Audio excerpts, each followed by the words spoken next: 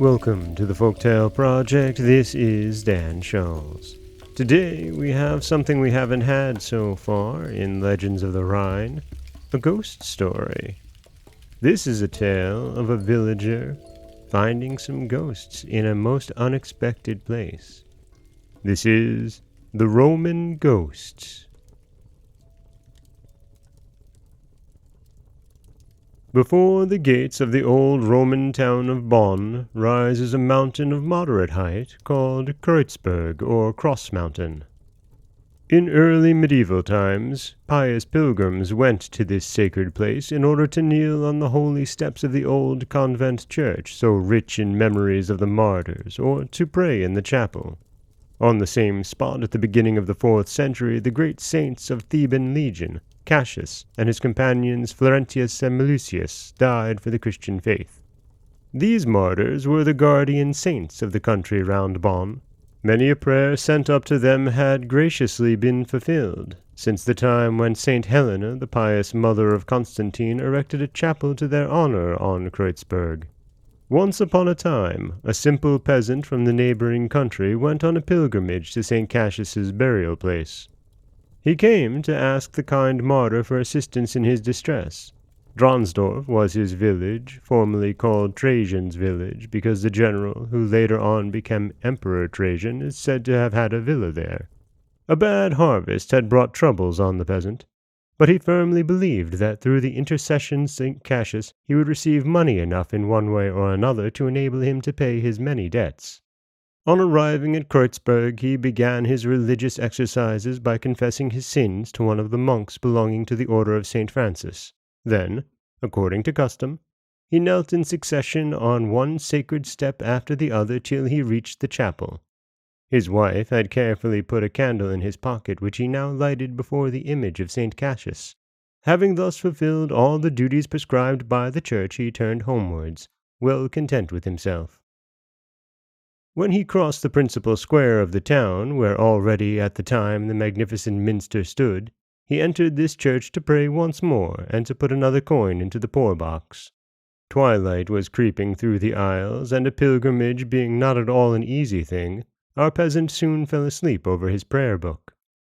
He only awoke when somebody pulled him by his sleeve. It was the sexton, with a big bunch of keys.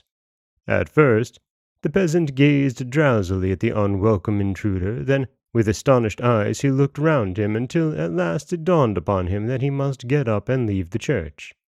Rousing himself, he made the sign of the cross and left the minster with tottering steps.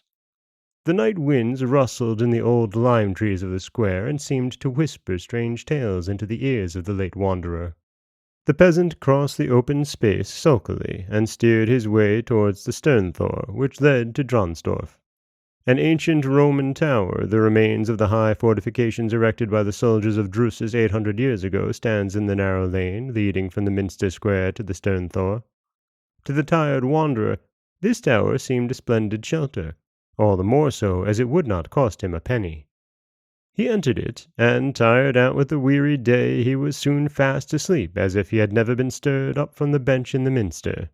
No sexton with noisy keys was to be feared, and yet, in his sleep, the countryman had the sensation of somebody tapping him on the shoulder. He sat up and looked around. To his amazement, he beheld a magnificent warrior standing before him, clad in a coat of mail with a Roman helmet on his head. 2 companions in similar array stood by his side. They nodded genially down to him, and it struck him that he had already seen them somewhere else. After some moments he remembered the pictures of St. Cassius and his friends in the chapel on Kreuzberg.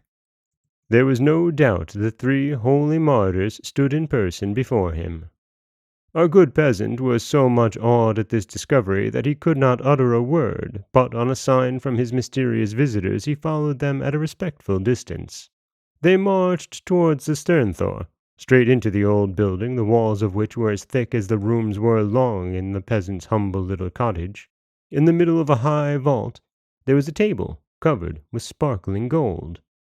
At this unusual sight the peasant opened his eyes very widely indeed, but his astonishment changed into keen delight when one of the ghostly visitors filled his left pocket and another his right with the glittering metal. Meanwhile, The third man took a tumbler from the middle of the table and presented it to him with an encouraging smile. He thought their language was very much like that which the vicar of the village church used in reading the service.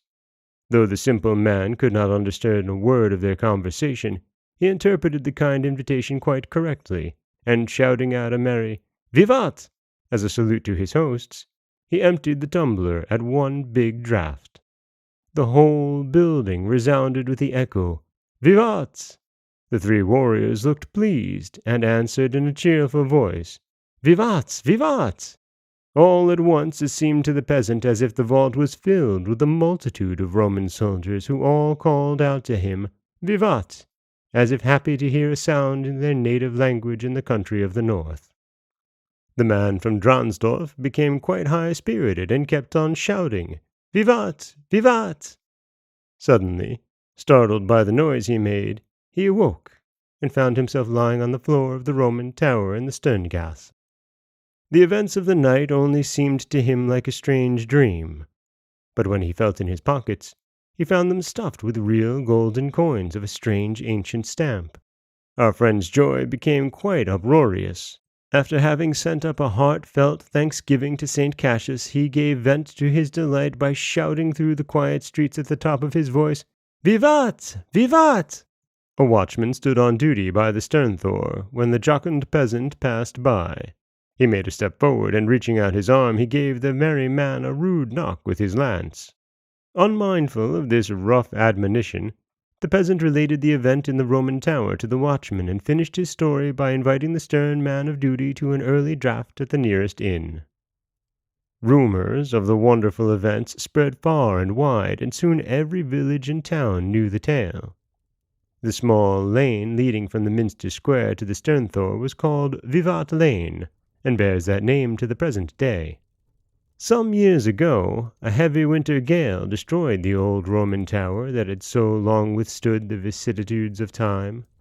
The people of Bonn, however, did not wish to obliterate the memory of this curious story, and therefore named the street running parallel with Vivat Lane, Cassiusgraben. And that is the surprisingly happy ghost story of the Roman ghosts. And it's a kind of tale that we all like to read and hear, isn't it? A pious man gets what he asks for, and is generous in the getting. This is Dan Scholz of the Folktale Project. Don't forget that you can subscribe to the podcast on Apple Podcasts, Stitcher, Google Play, Overcast, anywhere you like to get your podcasts. You can follow us on Twitter at Folktale Project. You can find us on Auto Radio, TuneIn Radio, iHeartRadio, Spotify, anywhere you like to listen. And you can always head over to folktaleproject.com, where you'll find a new story waiting for you every Monday, Wednesday, and Friday. As always, thank you so much for listening.